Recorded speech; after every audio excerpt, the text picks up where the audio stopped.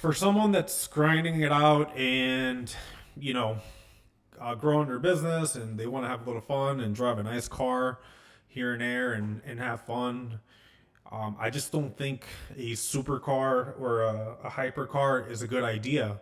I don't think people understand the level of maintenance and the level of money it takes to keep these cars running. And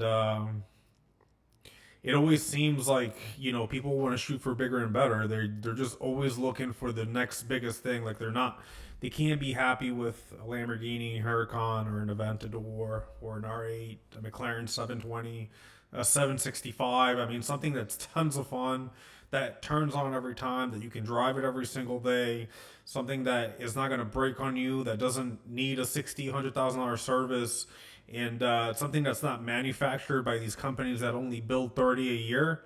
Therefore, there's no parts for them. So if your hypercar breaks down, you're going to be down for a while. And for a while, I mean months. You're going to be sitting there for months waiting for the parts to be handmade, delivered to you, and only installed by the technicians of these manufacturers, these companies. So, in my opinion, hypercars is the biggest waste of money. I mean, I don't think my goal has never been to own a hypercar. My goal has been to own a little bit of everything. So, a variety of different cars. I want to have, the Huracans, the Hellcats, the ZR1s, the Corvettes.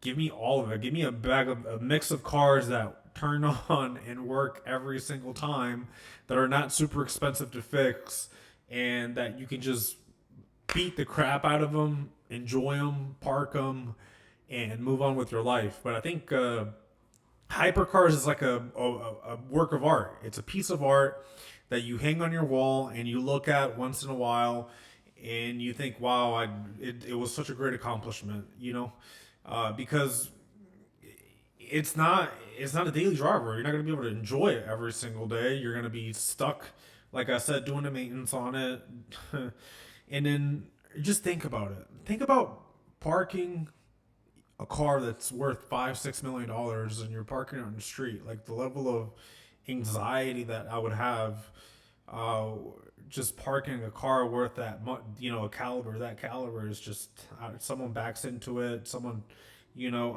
I don't know. Shopping cart hits it. A little kid sits on it. I don't.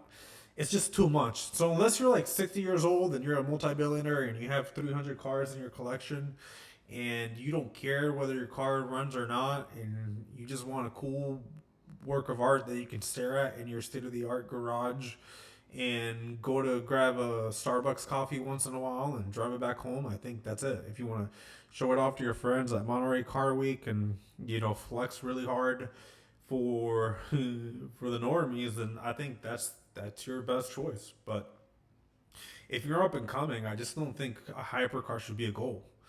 Um, it's like buying a yacht, or it's like buying a private plane. It sounds like a great idea until you get that maintenance bill.